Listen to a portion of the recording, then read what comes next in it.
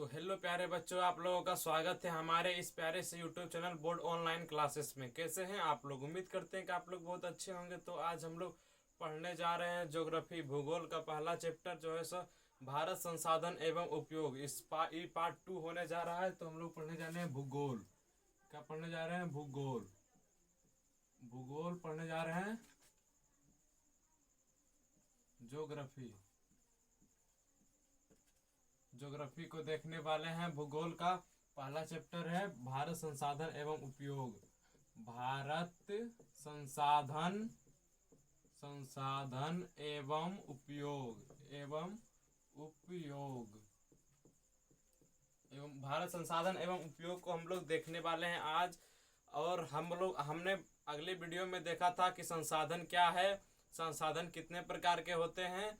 तो आज हम लोग उससे आगे देखने वाले हैं।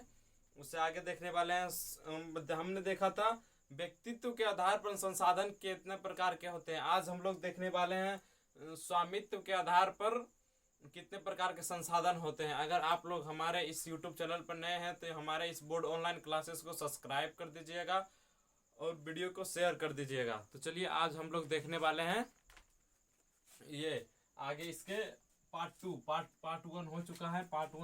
अब होने वाला है पार्ट टू को देखने वाले हैं हम लोग। तो चलिए हम लोग देख लेते हैं इसका। तो देखिए, हम लोगों ने व्यक्तित्व के आधार पर पढ़ लिया था। अब हम लोग पढ़ना है स्वामित्व के आधार पर। स्वामित्व स्वामित्व स्वामित्व के आधार पर संसाधन कितने प्रकार के होते हैं। तो स्वामित्व के आधार पर संसाधन कितने प्रकार के होते हैं? स्वामित्व के आधार पर संसाधन 4 प्रकार के होते हैं। 4 प्रकार के होते हैं। स्वामित्व के आधार पर संसाधन 4 प्रकार के होते हैं। कौन कौन होगा? तो पहला हो जाएगा व्यक्तिगत संसाधन। पहला क्या हो जाएगा जी? पहला हो जाएगा व्यक्तिगत संसाधन।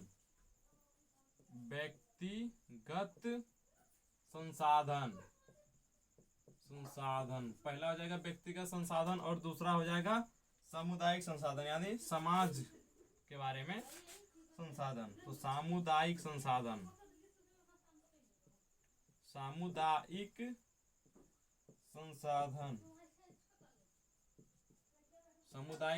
हो जाएगा दूसरा जी। तीसरा क्या हो जाएगा? तीसरा हमारा हो जाएगा राष्ट्रीय संसाधन, यानी देश। राष्ट्र मतलब क्या होता है? देश। तो राष्ट्रीय संसाधन हो जाएगा तीसरा। और चौथा क्या हो जाएगा? अंतर्राष्ट्रीय संसाधन। अंतर्राष्ट्रीय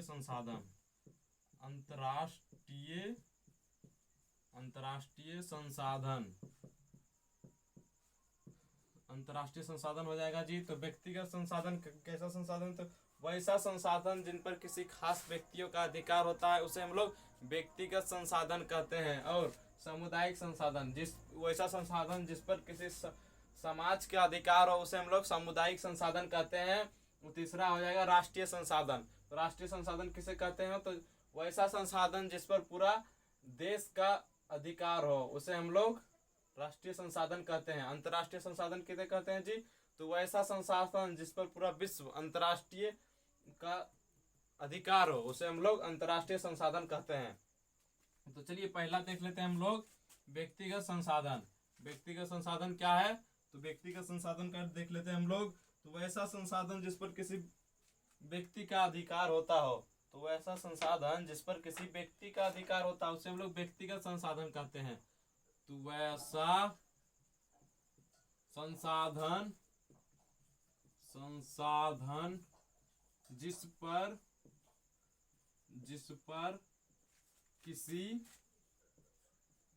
पर किसी व्यक्ति का अधिकार होता हो।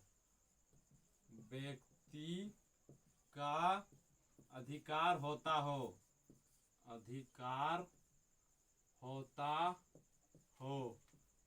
होता हो उसे व्यक्तिगत संसाधन कहते हैं। उसे व्यक्तिगत संसाधन कहते हैं। कहते हैं। तो क्या हो जाएगा जी, वैसा संसाधन जिस पर किसी व्यक्ति का अधिकार होता है उसे हम लोग व्यक्तिगत संसाधन कहते हैं। जैसे में क्या हो जाएगा, जैसे में हो जाएगा भूखंड। भूखंड यानी जमीन, भूखंड यानी जमीन, भूखंड यानी जमीन। और दूसरा क्या हो जाएगा जी, दूसरा हो जाएगा घर, घर इत्यादि। तो वैसा संसाधन जिस पर किसी खास व्यक्ति का अधिकार होता है उसे हम लोग व्यक्तिगत संसाधन कहते हैं। जैसे में भूखंड यानी जमीन, जमीन खुद का होता है, जमीन सबका खुद का होता है जैसे अपना, वैसे वैसा संसाधन जिस पर अधिकार स्वयं का हो, घर जिसका अधिकार स्वयं का हो उसे हम लोग व्यक्तिगत संसाधन कहते हैं। तो चलिए जी, यह समझ में आ गया होगा आप लोग। चलिए आप लोग दूसरा देख लेते हैं जी, दूसरा देख लेते हैं हम लोग। दूसरा क्या कह रहा है, सामुदायिक संसाधन। तो वैसा संसाधन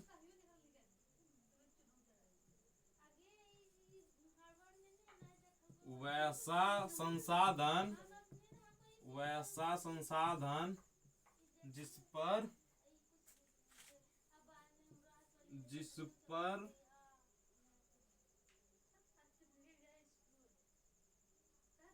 वैसा संसाधन जिस पर किसी खास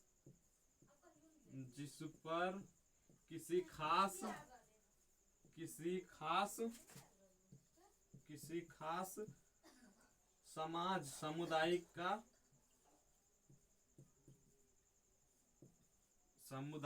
का अधिकार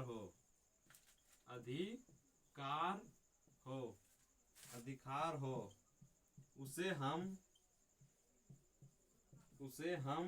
क्या कहेंगे जी, सामुदायिक संसाधन कहेंगे। सामुदायिक संसाधन कहते हैं।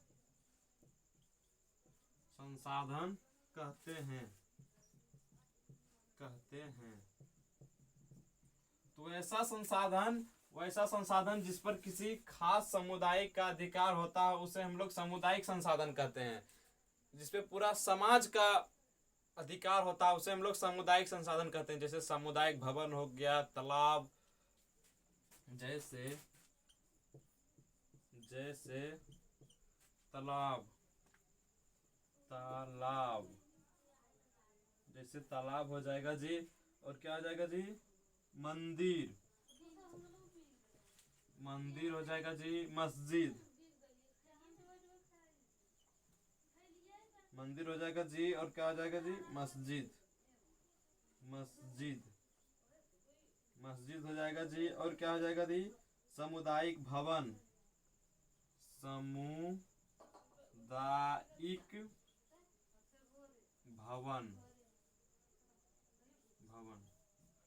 तो वैसा संसाधन जिस पर किसी समाज का अधिकार होता है उसे हम लोग सामुदायिक संसाधन कहते हैं। जैसे तालाब हो गया, मंदिर हो गया, मस्जिद हो गया, जिस पर किसी खास समाज का, पूरे समाज का अधिकार होता है उसे हम लोग कहते हैं, क्या कहते हैं जी, सामुदायिक संसाधन कहते हैं। वैसा संसाधन जिस पर किसी खास समुदाय का अधिकार होता है उसे हम लोग सामुदायिक संसाधन कहते हैं। और यह क्या हो जाएगा, व्यक्तिगत संसाधन। तो वैसा संसाधन जिस पर किसी व्यक्ति का अधिकार होता है उसे हम लोग व्यक्तिगत संसाधन कहते हैं। जैसे भूखंड यानी जमीन, घर जिस पर किसी खास व्यक्ति का अधिकार होता है उसे हम लोग व्यक्तिगत संसाधन कहते हैं। तो चलिए जी, अब हम लोग देख लेते हैं ये राष्ट्रीय संसाधन क्या है जी। तो राष्ट्रीय संसाधन क्या है, तो राष्ट्रीय संसाधन वैसा संसाधन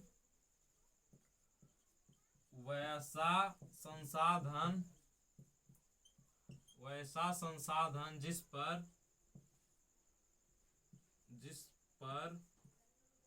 पूरे राष्ट्र का अधिकार होता है। मानी कि वैसा संसाधन जिस पर पूरा देश का अधिकार हो उसे हम राष्ट्रीय संसाधन कहते हैं। राष्ट्रीय संसाधन कहते हैं।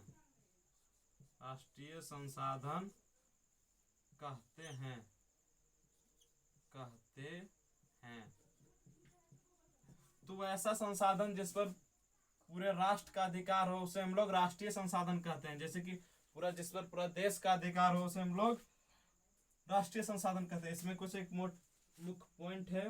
तो किसी देश के अंतर्गत उपलब्ध सभी संसाधन राष्ट्रीय संसाधन कहलाता है। तो किसी देश के अंतर्गत किसी देश के अंतर्गत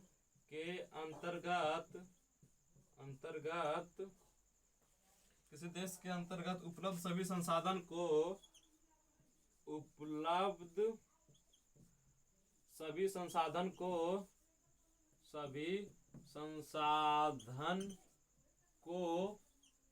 राष्ट्रीय संसाधन कहते हैं। राष्ट्रीय संसाधन कहते हैं। राष्ट्रीय संसाधन कहते हैं। राष्ट्रीय संसाधन कहते हैं। तो वैसा संसाधन जिस पर वैसा संसाधन, राष्ट्रीय संसाधन क्या है? तो वैसा संसाधन जिस पर पूरे राष्ट्र का अधिकार होता हो उसे हम लोग राष्ट्रीय संसाधन कहते हैं। जिस पर पूरा राष्ट्र यानी कि जिस पर पूरा वैसा संसाधन जिस पर पूरा देश का अधिकार होता है उसे हम लोग राष्ट्रीय संसाधन कहते हैं। जैसे किसी देश के अंतर्गत उपलब्ध सभी संसाधन को राष्ट्रीय संसाधन कहते हैं। किसी देश के अंतर्गत जितना भी संसाधन होता है उसे हम लोग राष्ट्रीय संसाधन कहते हैं। तो चलिए यहाँ तक देख लिए आप लोग, और आगे देखते हैं हम लोग अंतर्राष्ट्रीय संसाधन किसे कहते हैं। अंतर्राष्ट्रीय संसाधन किसे कहते हैं? अंतर्राष्ट्रीय संसाधन कैसे कहते हैं, देखते हैं अगला। अंतर्राष्ट्रीय संसाधन, अगर आप लोग हमारे इस बोर्ड ऑनलाइन क्लासेस पे नए हैं तो चैनल को सब्सक्राइब कर दीजिएगा और वीडियो को लाइक करके शेयर कर दीजिएगा अगर अच्छा लगे तो, और कमेंट में बताइएगा आपको यह क्लास कैसा लगा। तो चलिए आज हम लोग देखने वाले हैं किसके आधार पर? स्वामित्व के आधार पर, यानी कि मालिक के अधिकार पर संसाधन 4 प्रकार के होते हैं। कौन कौन होते हैं जी? तो पहला हो जाएगा हमारा व्यक्तिगत संसाधन, दूसरा हो जाएगा हमारा सामुदायिक संसाधन, तीसरा हो जाएगा राष्ट्रीय संसाधन और चौथा हो जाएगा अंतर्राष्ट्रीय संसाधन। तो देखिए अंतर्राष्ट्रीय संसाधन, तो वैसा संसाधन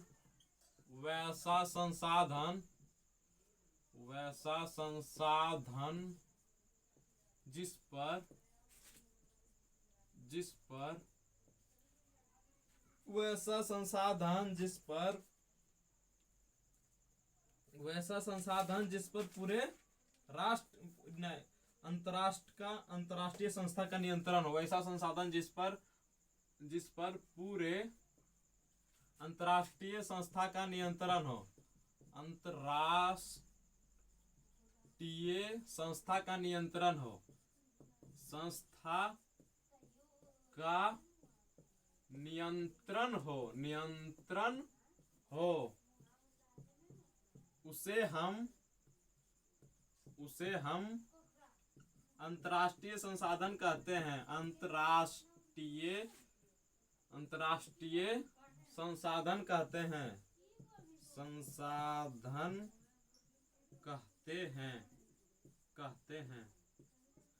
अंतर्राष्ट्रीय संसाधन कहते हैं वैसा संसाधन जिस पर पूरे अंतर्राष्ट्रीय यानी पूरे विश्व का अधिकार हो उसे हम लोग अंतर्राष्ट्रीय संसाधन कहते हैं। वैसा संसाधन जिस पर पूरे विश्व का अधिकार हो उसे हम लोग अंतर्राष्ट्रीय संसाधन कहते हैं। जैसे यानी कि दिया गया है किसी समुद्र के तट पर 200 मीटर, किसी समुद्र के तट पर 200 मीटर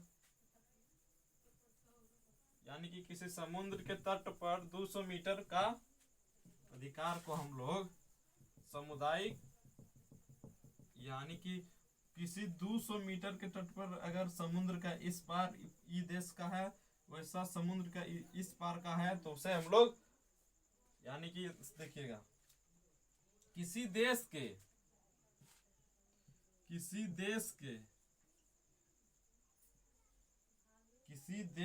तट रेखा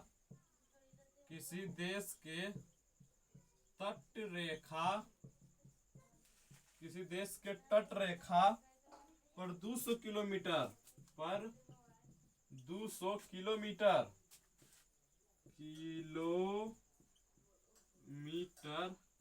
किसी 200 किलोमीटर की दूरी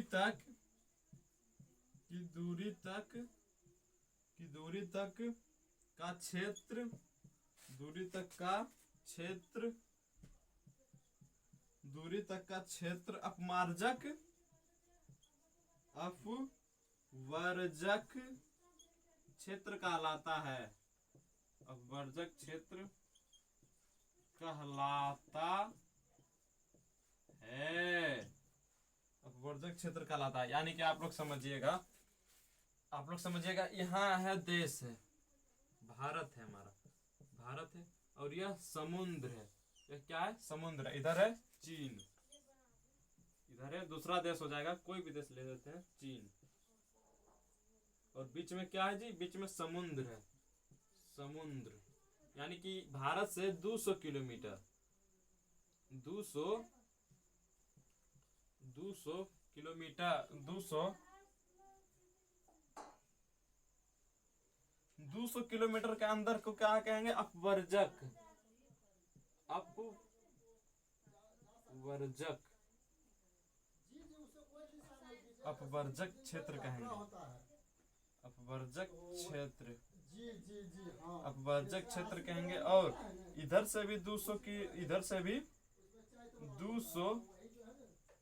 200 किलोमीटर के क्षेत्र को क्या कहेंगे जी? तो अपवर्जक क्षेत्र कहेंगे, अपवर्जक क्षेत्र, अपवर्जक क्षेत्र कहेंगे। और ये जो बीच में जगह बच गया, इधर से 200 किलो, यह भारत देश का भी इधर से हो जाएगा इतना, जितना इसका है 200 किलोमीटर तक का इसी का अधिकार है। और इसका इधर के देश का, चीन का भी इधर 200 किलोमीटर का अधिकार है। और बीच में जो बच गया वह क्या हो जाएगा? अंतर्राष्ट्रीय, अंतर्राष्ट्रीय, अंतर्राष्ट्रीय, यह हो जाएगा पूरे अंतर्राष्ट्रीय का कब्जा हो जाएगा। इतना जो बच गया ये होगा अंतर्राष्ट्रीय का। तो आप लोग समझ गए होंगे, यह भारत का अपमार्जक हो जाएगा। 200 किलोमीटर के अंतर्गत हम लोग देखते हैं। तो चलिए जी, आप लोगों को यह समझ में आ गया है। स्वामित्व के आधार पर संसाधन 4 प्रकार के होते हैं, यानी मालिक के आधार पर। स्वामित्व का मतलब होता है मालिक के आधार पर संसाधन 4 प्रकार के होते हैं।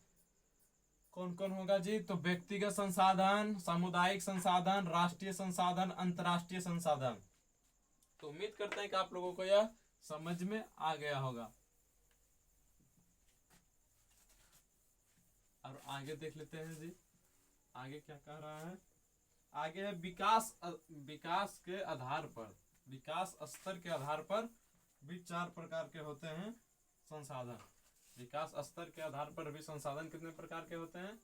तो विकास स्तर के आधार पर भी संसाधन हमारे 4 प्रकार के होते हैं। विकास स्तर के आधार पर भी हमारे संसाधन कितने प्रकार के होते हैं? तो विकास स्तर के आधार पर भी संसाधन 4 प्रकार के होते हैं। हम लोग स्वामित्व के आधार पर देख लिए हैं 4 प्रकार के संसाधन। अब हम लोग देखेंगे विकास के आधार पर संसाधन कितने प्रकार के होते हैं। तो विकास स्तर के आधार पर, विकास स्तर के आधार पर,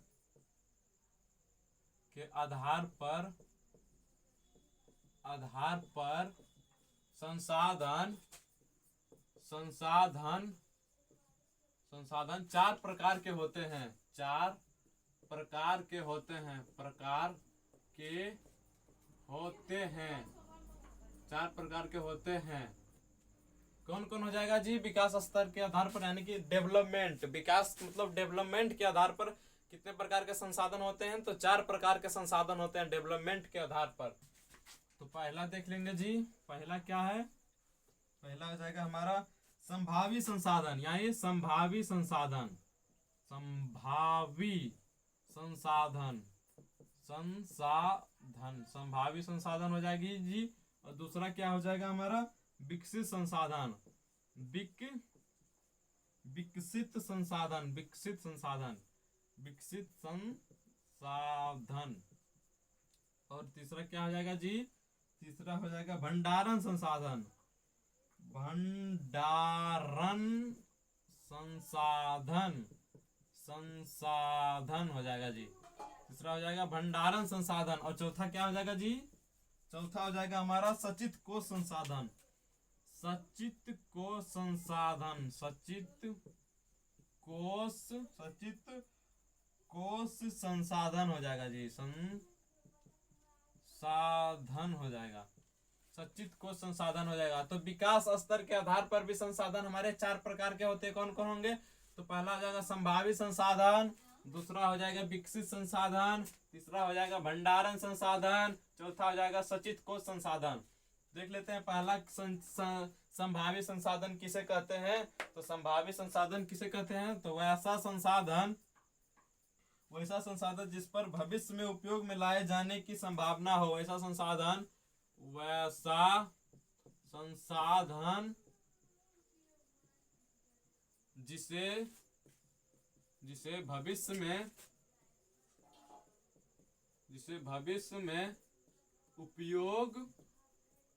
उपयोग लाने की संभावना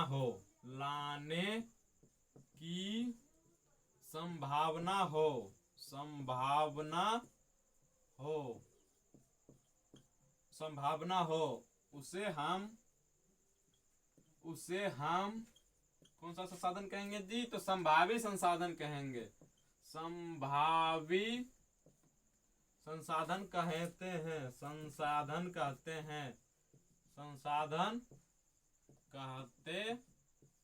हैं वैसा संसाधन जिसे भविष्य में उपयोग में लाने की संभावना हो, उसे हम लोग संभावित संसाधन कहते हैं। वैसा संसाधन जिसे भविष्य में उपयोग लाने का संभावना हो, उसे हम लोग संभावित संसाधन कहते हैं। इसमें जैसे में क्या हो जाएगा जी? जैसे में हमारा हो जाएगा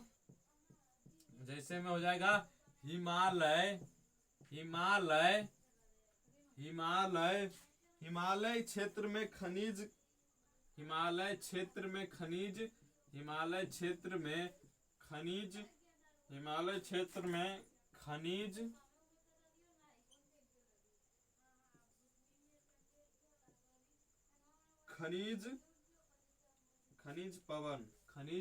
पवन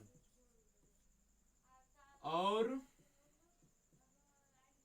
खनिज का उपयोग, यानी कि हम कह सकते हैं हिमालय क्षेत्र में खनिज का उपयोग करना, यानी कि हिमालय क्षेत्र में जितना खनिज को निकालना वो हमारा भविष्य में हो सकता है। भविष्य में संभावना है कि हिमालय से हमारा खनिज निकलेगा, तो उसे कहते हैं। और पवन और सौर ऊर्जा का उपयोग, पवन और सौर ऊर्जा का उपयोग पवन ऊर्जा और सौर ऊर्जा का उपयोग करना भविष्य में हमारा है यह कि पवन ऊर्जा सौर ऊर्जा से हम इलेक्ट्रिक बना सकें, कुछ भी बना सके, तो ये हमारा क्या हो जाएगा? भविष्य में सोच है। तो आप लोगों को समझ में आ गया होगा संभावित संसाधन किससे कहते हैं। और दूसरा देख लेते हैं हम लोग, क्या है जी? विकसित संसाधन। तो वैसा संसाधन जिसे उपलब्ध तकनीक के आधार पर उपयोग किया जाता है। वैसा संसाधन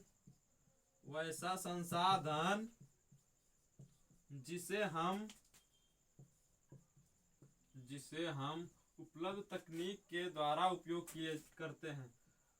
जिसे हम उपलब्ध तकनीक यानी टेक्नोलॉजी तकनीक के द्वारा उपयोग करते हैं। तकनीक के द्वारा उपयोग करते हैं उसे हम क्या कहेंगे जी? उसे हम कौन सा संसाधन कहेंगे? तो विकसित संसाधन कहेंगे। विकसित संसाधन कहेंगे। उसे हम लोग क्या कहेंगे जी? तो उसे हम लोग विकसित संसाधन कहेंगे। विकसित संसाधन कहते हैं वैसा संसाधन जिसे हम लोग उपलब्ध तकनीक के द्वारा करेंगे, उसे हम लोग क्या कहेंगे जी? उसे हम लोग विकसित संसाधन कहा जाता है। यानी कि टेक्नोलॉजी से जो संसाधन उपयोग होता है उसे हम लोग क्या कहेंगे? तो उसे हम लोग विकसित संसाधन कहेंगे। अगर आप लोग हमारे इस चैनल पर नए हैं बोर्ड ऑनलाइन क्लासेस पे, तो आप लोग हमारे यूट्यूब चैनल को सब्सक्राइब कीजिए बोर्ड ऑनलाइन क्लासेस, और कमेंट में बताइए आप लोगों को यह क्लास कैसा लग रहा है। तो चलिए हम लोग देखते हैं विकसित संसाधन, और तीसरा क्या है जी, भंडारण संसाधन। भंडारण संसाधन देख लेते हैं, तीसरा तीसरा देख लेते हैं हम लोग भंडारण संसाधन। तो क्या है भंडारण संसाधन? भंडारण संसाधन क्या है जी? भंडारण संसाधन क्या हो जाएगा, एक सेकंड देख लेते हैं हम लोग, ये मार्कर को थोड़ा,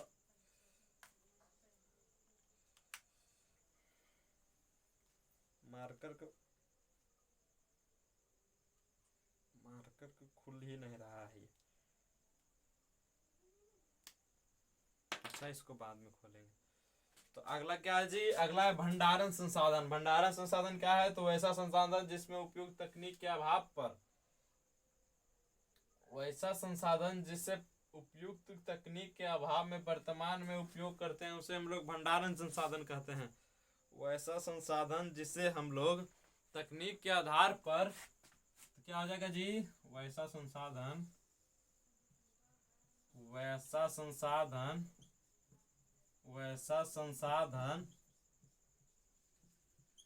वैसा संसाधन जिसे हम, वैसा संसाधन जिसे उपयुक्त तकनीक के अभाव, वैसा संसाधन जिसे उपयुक्त, उपयुक्त मतलब उपयोग, उपयुक्त, उपयुक्त तकनीक, उपयुक्त तकनीक के आधार पर, के आधार पर, तकनीक के आधार पर, तकनीक, उपयुक्त तकनीक के अभाव में वर्तमान, तकनीक के अभाव में वर्तमान, तकनीक के अभाव में वर्तमान, तकनीक के अभाव में वर्तमान, वर्तमान तकनीक के आधार में वर्तमान, क्या जगह जी, तकनीक के आधार में वर्तमान उपयोग में नहीं लाया जा सकता है, वर्तमान उपयोग में, उपयोग में नहीं लाया जा सकता है, नहीं लाया जा सकता है, लाया जा सकता है, लाया जा सकता है, उपयोग में नहीं लाया जा सकता है, उसे हम लोग कौन सा संसाधन कहेंगे जी, उसे हम लोग उसे हम लोग, उसे हम लोग कौन सा संसाधन कहेंगे, उसे हम लोग ये संसाधन विकसित संसाधन कहेंगे जी, उसे हम लोग विकसित संसाधन कहते हैं, उसे हम लोग विकसित संसाधन कहते हैं, विकसित संसाधन कहते हैं, संसाधन कहते हैं, कहते हैं, कहते हैं। वैसा संसाधन, वैसा संसाधन जिसे उपयुक्त मतलब उपयोग में, तकनीक, टेक्नोलॉजी के अभाव में, तो टेक्नोलॉजी के अभाव में मतलब टेक्नोलॉजी के ना रहते हुए, अभाव में, वर्तमान मतलब अभी, उपयोग, उपयोग में नहीं लाया जा सकता है, उसे हम लोग विकसित संसाधन कहते हैं। यानी कि वैसा संसाधन जिसे तकनीक के आधार पर उपयोग में नहीं लाया जा सकता है, उसे हम लोग क्या कहेंगे जी, तो उसे हम लोग कहेंगे भंडारण संसाधन, भंडारण संसाधन कहेंगे, उसे हम लोग क्या कहेंगे, उसे हम लोग क्या कहेंगे जी, उसे हम लोग वर्तमान उपयोग में नहीं, भंडारण संसाधन कहेंगे, भंडारण संसाधन, विकसित संसाधन नहीं, सॉरी, भंडारण संसाधन, भंडारण संसाधन कहेंगे, उसे हम लोग भंडारण संसाधन कहेंगे। चलिए अगला देख लेते हैं हम लोग, क्या जी, संचित कोश संसाधन। संचित कोश संसाधन क्या है जी, तो वैसा संसाधन जिसे उपलब्ध तकनीक के आधार पर प्रयोग में लाया जा सकता है, वैसा संसाधन, वैसा संसाधन, वैसा संसाधन जिसे हम उपयोग तकनीक के आधार पर, उपयोग, वैसा संसाधन जिसे हम, वैसा संसाधन जिसे हम उपलब्ध तकनीक के आधार पर, जिसे, वैसा संसाधन जिसे हम उपलब्ध तकनीक के आधार पर, उपलब्ध तकनीक के आधार पर, वैसा संसाधन जिसे हम उपयुक्त तकनीक के आधार पर,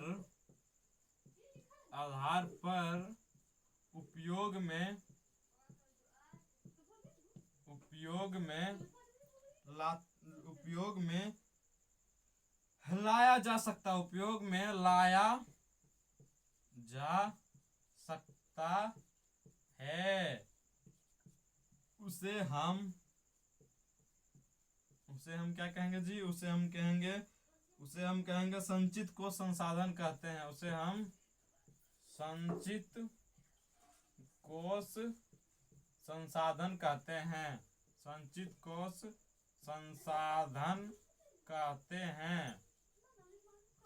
संचित कोश संसाधन कहते हैं। तो अगर आप लोग नए हैं हमारे YouTube channel board online classes पर, तो वीडियो को लाइक कर दीजिएगा और कमेंट करके बताइएगा कि आप लोगों को यह क्लास कैसा लगा। तो देखिए, संचित कोश संसाधन किसे कहते हैं? तो वह ऐसा संसाधन जिसे उपलब्ध तकनीक टेक्नोलॉजी के आधार पर उपयोग में लाया जा सकता है, यानी कि टेक्नोलॉजी के आधार पर उपयोग में लाया जा सकता है, उसे हम लोग संचित कोश संसाधन कहेंगे। वैसा संसाधन जिसे हम तकनीक के आधार पर उपयोग में लाया जा सकता है, उसे हम लोग क्या कहेंगे जी? उसे हम लोग कहेंगे, कौन सा संसाधन कहेंगे? तो संचित कोश संसाधन कहेंगे उसे। तो उम्मीद करते हैं आप लोगों को यह चारों संसाधन समझ में आ गया होगा। संसाधन, विकसित, भंडारण, संचित कोश संसाधन। तो विकास के आधार पर संसाधन 4 प्रकार के होते हैं। पहला हो जाएगा संभावित संसाधन। तो वैसा संसाधन जिसे भविष्य में उपयोग में लाने की संभावना हो, उसे हम लोग संभावित संसाधन कहते हैं।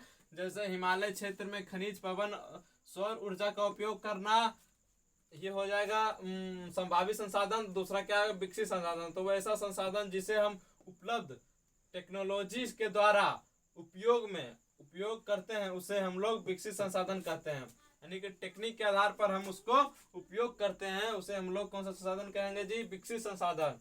और क्या आ जाएगा? तीसरा भंडारण संसाधन, मतलब भंडार में जो है हमें वैसा संसाधन जिसे हमें उपयुक्त तकनीक टेक्नोलॉजी के अभाव में वर्तमान में उपयोग में नहीं लाया जा सकता है, उसे हम लोग भंडारण संसाधन कहते हैं। यानी कि भंडारण तो है, उसे उपयोग में हम नहीं लाया जा सकता है टेक्नोलॉजी के आधार में, उसे हम लोग भंडारण संसाधन कहेंगे।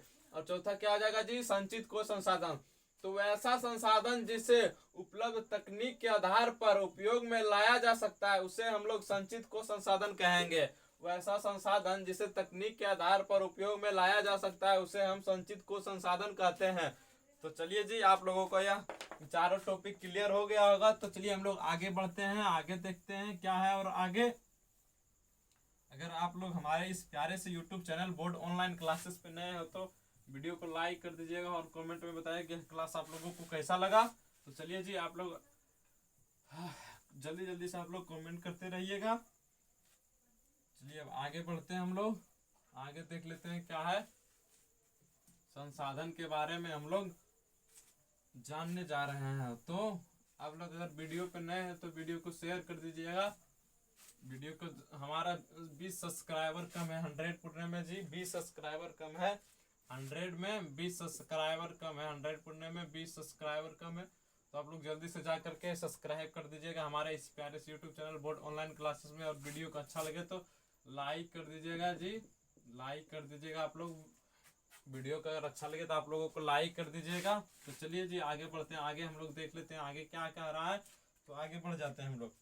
आगे क्या है? आगे कुछ पॉइंट दिया गया, महत्वपूर्ण पॉइंट दिया गया है। तो संसाधन नियोजन, संसाधन नियोजन क्या है? संसाधन नियोजन क्या है? संसाधन नियोजन, संसाधन नियोजन, यानी कि नियोजन का अर्थ क्या होता है जी? पालन। संसाधन को पालन करना है। नियोजन मतलब संसाधन को पालन करना, नियोजन मतलब पालन होता है। तो देखिए जी, वैसा संसाधन जिसे उपलब्ध तकनीक के आधार पर प्रयोग में लाया जा सकता है। संसाधन का विवेकपूर्ण उपयोग करना संसाधन नियोजन कहलाता है। संसाधन का विवेकपूर्ण उपयोग करना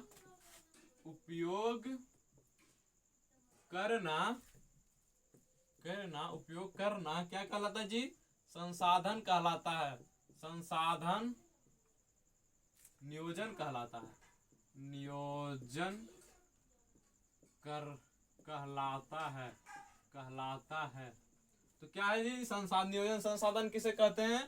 संसाधन नियोजन किसे कहते हैं? तो वैसा संसाधन का विवेकपूर्ण उपयोग करना ही मतलब संसाधन का बुद्धि अपने तरीके से विवेकपूर्ण बुद्धि से उपयोग करना ही क्या कहलाता है जी, तो संसाधन नियोजन कहलाता है। विवेकपूर्ण बुद्धि से उपयोग करना ही संसाधन कहलाता है।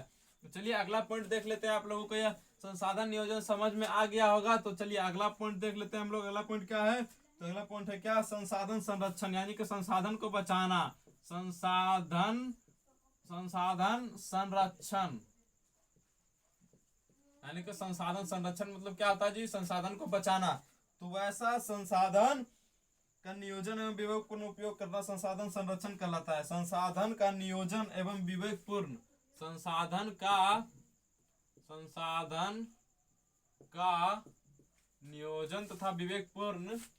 नियोजन तथा विवेकपूर्ण उपयोग करना विवेकपूर्ण उपयोग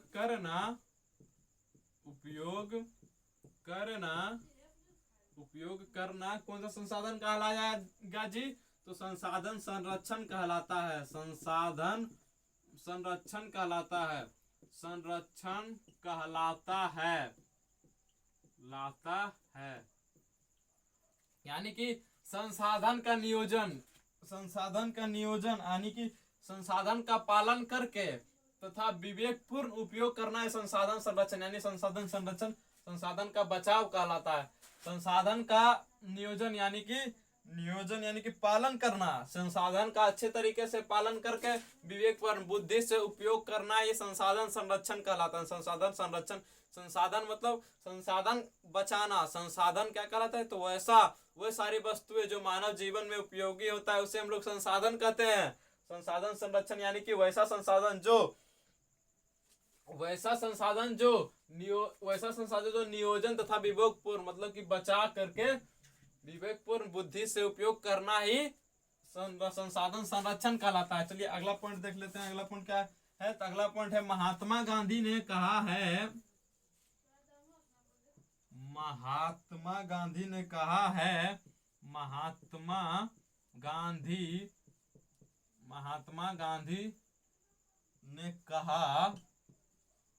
कहा हमारे पास पेट भरने के लिए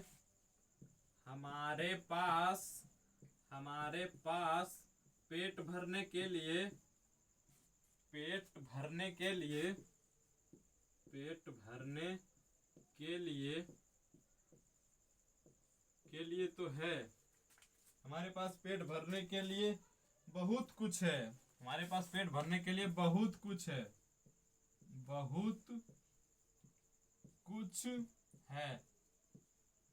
लेकिन पेटी भरने के लिए नहीं।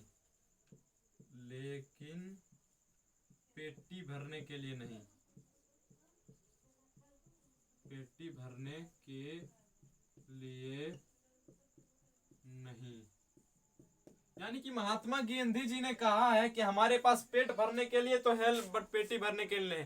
सही बात है। पूरे देश में अगर पेट भरने के लिए खाना खाने के लिए अगर संसाधन को बचाया जाए तो बहुत हो जाएगा, खा नहीं पाएगा आदमी। लेकिन लोग क्या कहता है, अपना पेटी भरने के लिए तैयार रहता है। इसलिए महात्मा गांधी ने कहा है कि हमारे पास पेट भरने के लिए बहुत कुछ है, लेकिन पेटी भरने के लिए नहीं।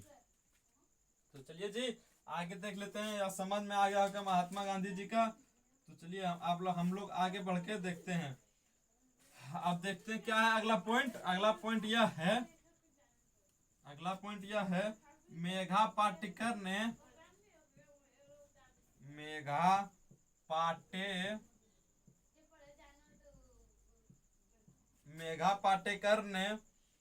पाटेकर का संबंध किससे है जी, तो मेघा पाटेकर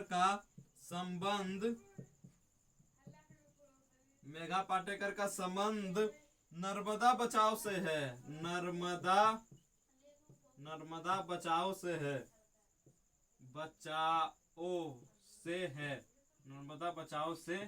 है।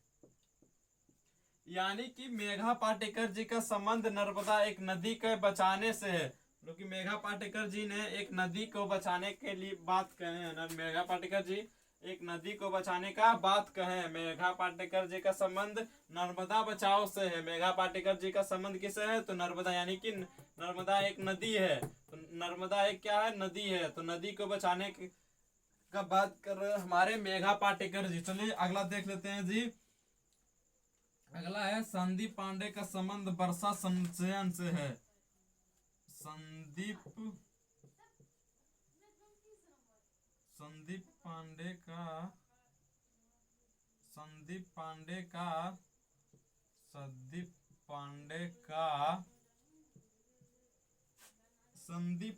का संबंध वर्षा जल संदीप पांडे का संबंध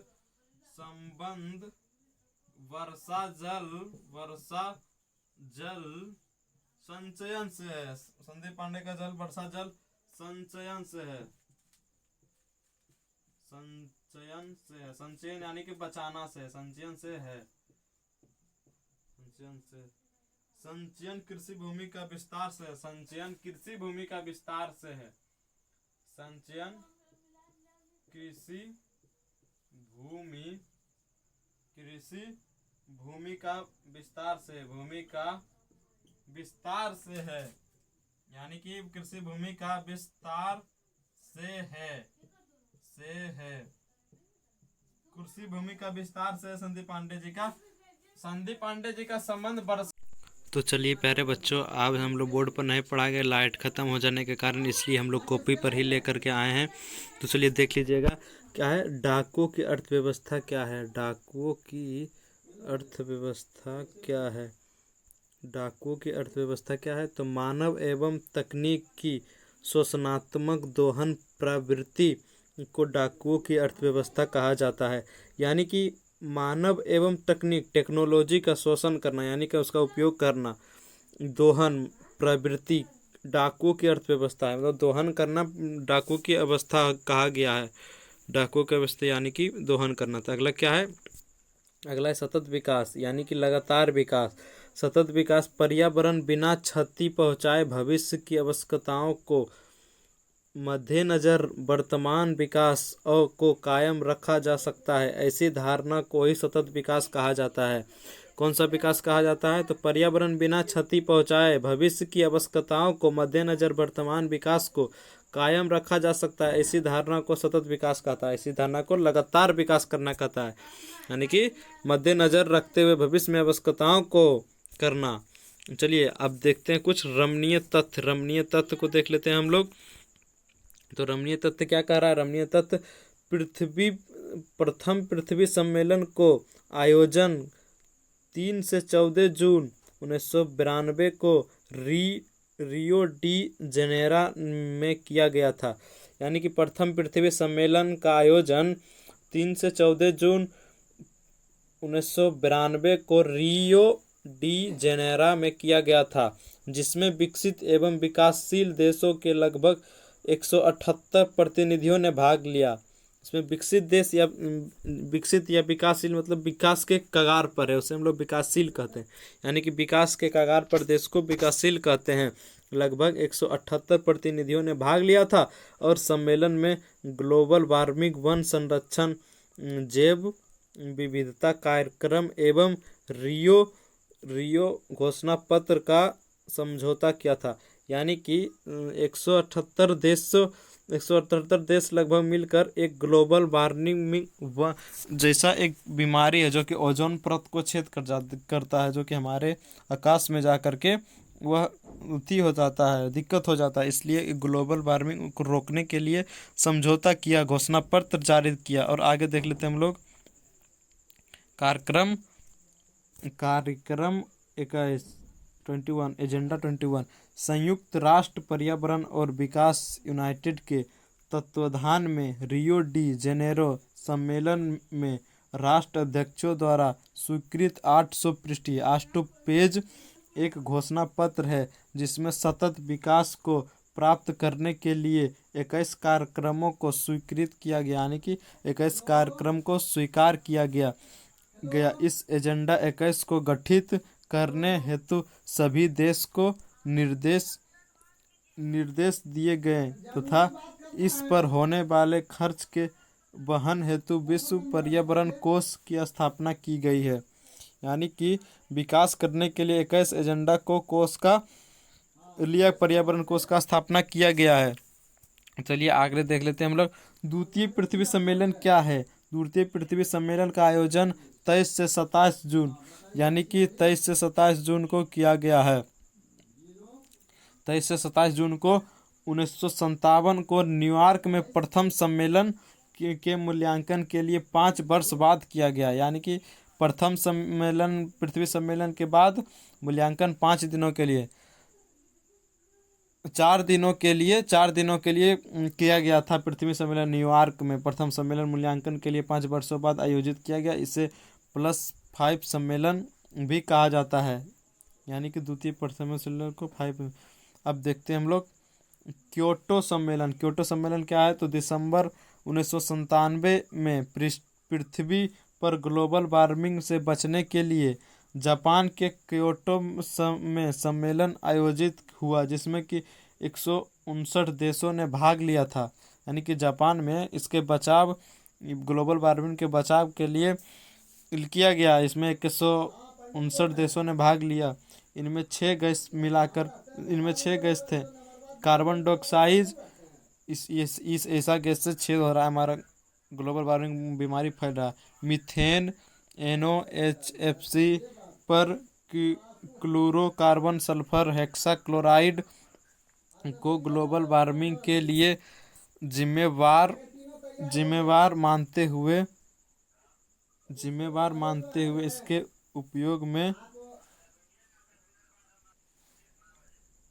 यानी कि कटौती किया गया था। यानी कि कटौती पर सहमति बनी, जहां यूरोपीय संघ ग्रीन हाउस गैसों के उत्सर्जन में 8%, राज्य अमेरिका में 7% एवं जापान में 6% की कटौती पर सहमत हुई है। इसे मॉन्ट्रियल समझौता 1987 का विस्तार भी माना जा सकता है। इस सम्मेलन को विश्व पर्यावरण सम्मेलन या ग्रीन हाउस सम्मेलन के नाम से भी जाना जाता है। यानी कि उत्सर्जन में संयुक्त 8%, राज्य अमेरिका 7% एवं जापान 6% का कटौती कर दिया है यह सब गैस को उपयोग करने में। चलिए अगला देख लेते हैं हम लोग। अगला क्या है? तो अगला है तृतीय पृथ्वी सम्मेलन। तृतीय पृथ्वी सम्मेलन का आयोजन 10 वर्ष बाद यानी 26 अगस्त से 4 सितंबर तक में जोहान्सबर्ग में आयोजित हुआ था। इस सम्मेलन में पर्यावरण संबंधी 150 धाराओं परिवस्तरीय सहमति तैयार करना था, पर इस सम्मेलन का कोई परिणाम नहीं निकला सका। इस सम्मेलन में विश्व में विभिन्न देशों से लगभग 2000 प्रतिनिधियों ने भाग लिया। 2000 प्रतिनिधियों में तृतीय सम्मेलन में भाग लिया। देखिए अगला क्वेश्चन इसमें सम्मेलन से यही पूछेगा, द्वितीय सम्मेलन से। तो प्रथम सम्मेलन कब हुआ था? तो 1992 ईस्वी में कहाँ हुआ था? तो रियो डी जेनेरो में हुआ था। द्वितीय पृथ्वी सम्मेलन कब हुआ था? तो 1997 ईस्वी में न्यूयॉर्क में हुआ था। द्वितीय पृथ्वी सम्मेलन 1997 में। और तृतीय पृथ्वी सम्मेलन कब हुआ था? तो 2002 में जोहान्सबर्ग में हुआ था। तो चलिए यही सब पूछता है क्वेश्चन। अगर आप लोग हमारे इस चैनल बोर्ड ऑनलाइन क्लासेस में नए हो तो बोर्ड ऑनलाइन क्लासेस में नए हो तो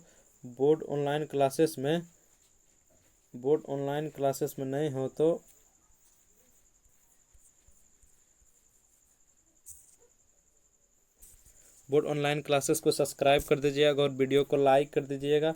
अगर अभी तक चैनल को सब्सक्राइब नहीं किए तो सब्सक्राइब कर दीजिएगा और अच्छा लगे तो कमेंट करके बताइएगा कि आप लोगों को यह क्लास कैसा लगा। तो आज हम लोग पढ़ लिए हैं भारत संसाधन एवं उपयोग के बारे में। तो चलिए आज के लिए इतना ही। मिलते हैं आप लोगों से नेक्स्ट वीडियो में। धन्यवाद।